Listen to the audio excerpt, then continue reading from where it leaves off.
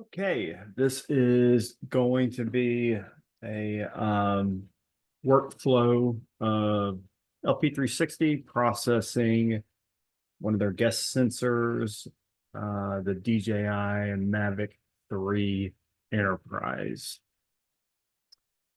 So first thing we're going to do is fire up LP360, and I think it's right here. Uh-oh. Let's go find it. All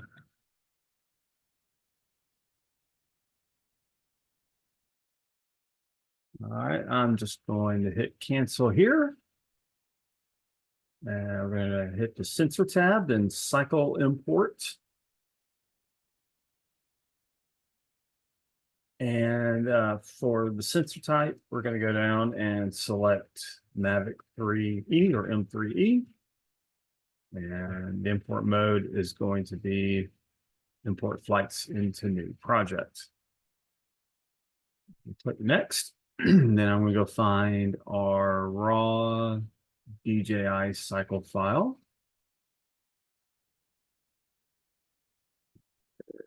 Is it? There we go. I believe, yeah, there it is right there. And click next. And we're going to go find our, get that dude out of the way. Go find our static session.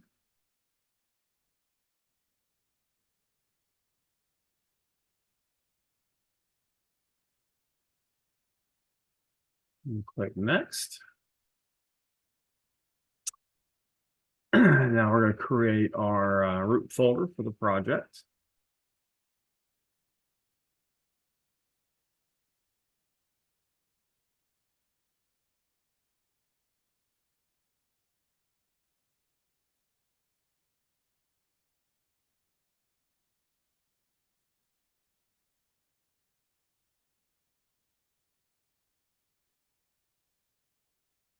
And give it a name.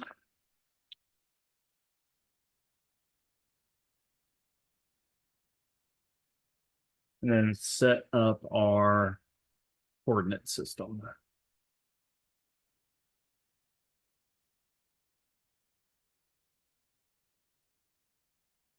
All right, click next. See, everything is queued up, ready to go. We can go ahead and set our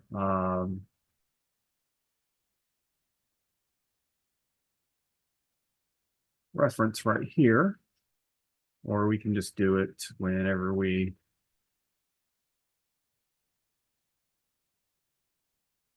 create our trajectories. All right, so just click finish and yes. Right.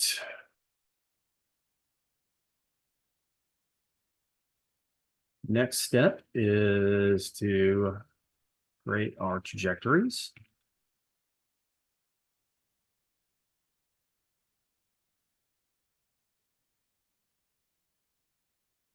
And click next at this on this page. Now for our base station settings, you need to enter the coordinates for your where your observation station was set up, which I've already done right here.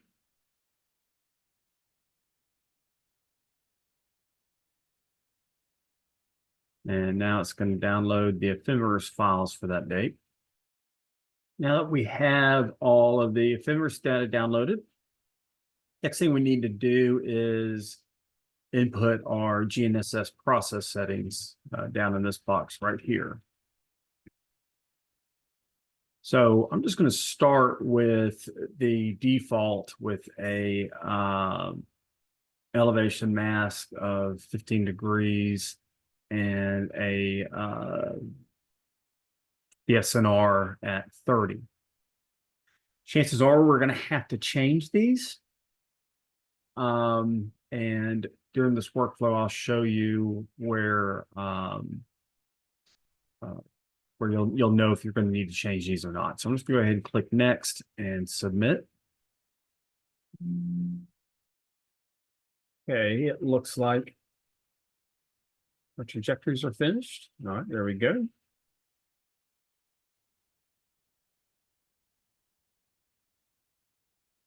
And we're just going to hit complete job.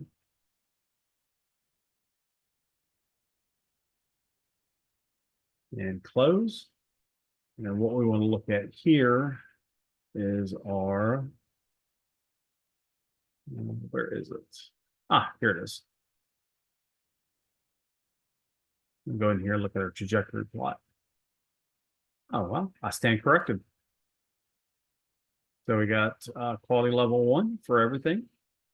And we can go ahead and move to the next step. So got lucky with that one. We don't always, where was it? Trajectory processing. Let's go back here. Well, actually, let me go back.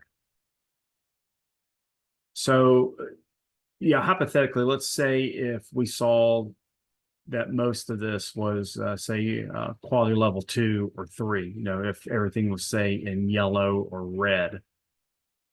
Here we can see the entire flight path is green. We're not going to process any of this over here, so I really don't care about any of the transit data.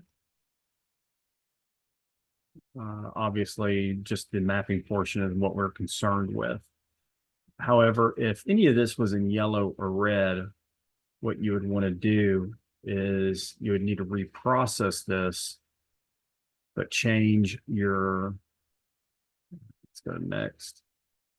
You need to change your elevation mask and SNR right here. Oftentimes, usually around 25 and 30, which I believe this is the elevation of the satellites in relation to the horizon. And I can't remember what SNR is. But oftentimes, usually like around 25 and 30 for elevation and 35 or 40 for SNR. So if you process this and you're not getting quality level 1 for your geocoding, you just need to go back and reprocess it and adjust your elevation degrees and your SNR right here. Okay, so our next step is we're going to go create our flight lines. I usually will just auto create it, but we do have a border that the customer sent for this small project. So I'm just going to go ahead and import that.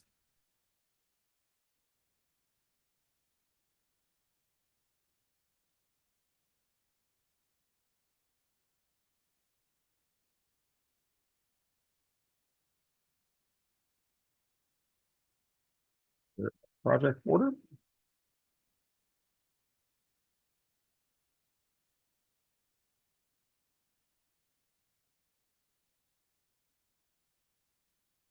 And for our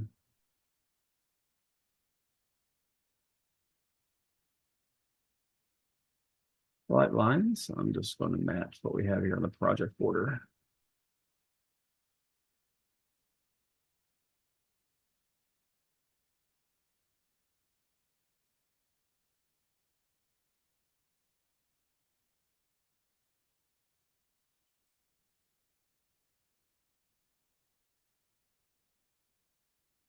On the manual flight lines, feature edits. There we go. There are my flight lines. Looks pretty good.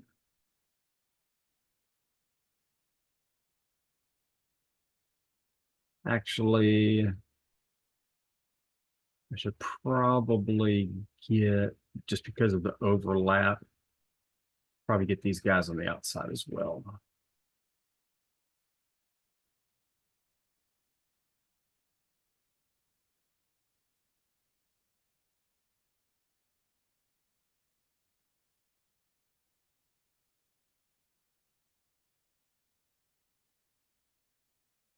And that should do it.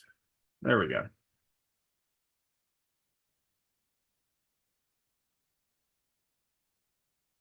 Now we're going to go create our true view trajectories.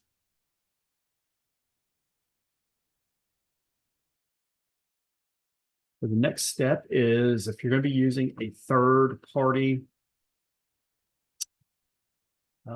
program such as Pix4matic, you would want to go and export your photo package. Just select an output folder and then go ahead and export your package, your photo package.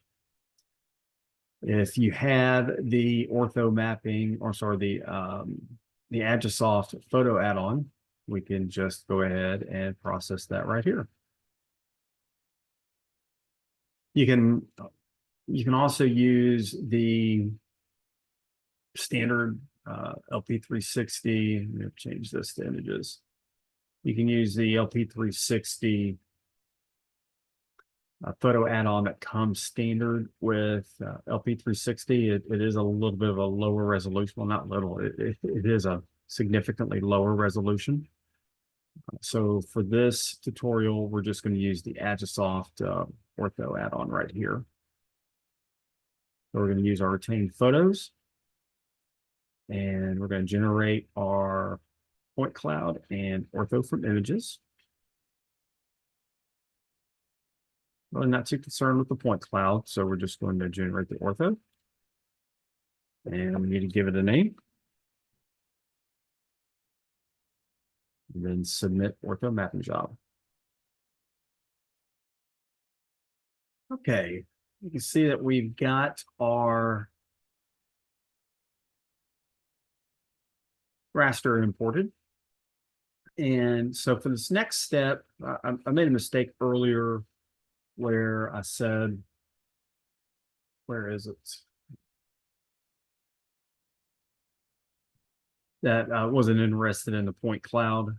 And just wasn't thinking. If you want to get a measurement of your accuracy, you'll have to generate the point cloud. So I actually just went back and regenerated the point cloud, which I actually have imported right over here. So to check for our accuracy, it's going to be basically the same workflow in LP360. We've already got the shape files created. So just going to go ahead and import those guys right here.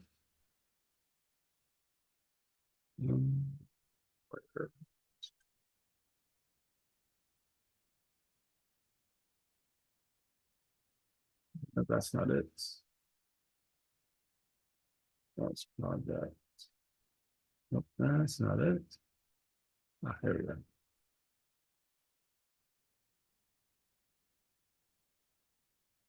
And there they are right there.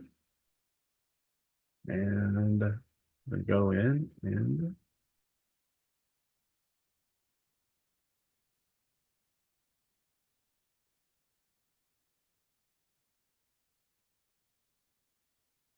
control. Do you don't need that guy?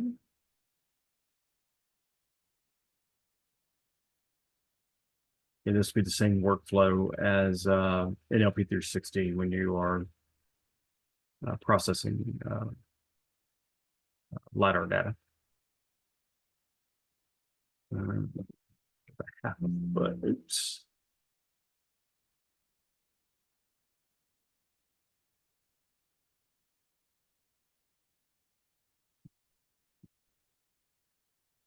That guy. And right at about 10th. That's what I would expect. So now what we're going to do is we're going to turn on measure mode. Let's turn on measure mode, and we're going to go in and check our horizontal.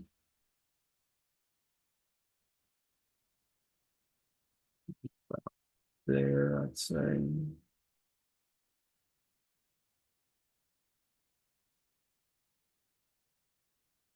Yep.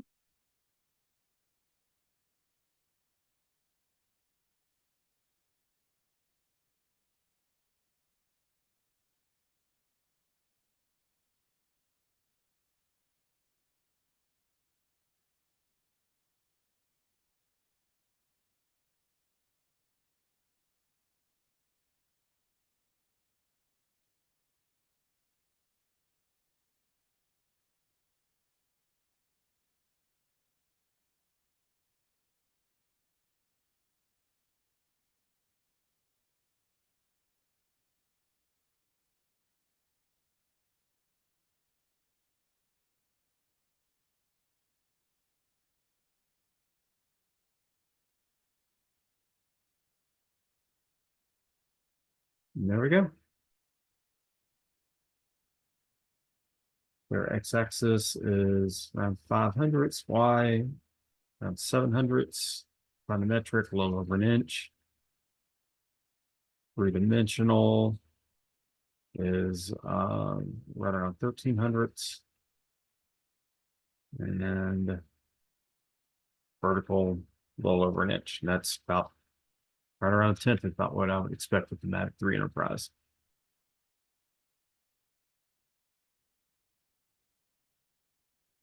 So that is your workflow for PPK processing, the DJI Mavic 3 Enterprise and LP360.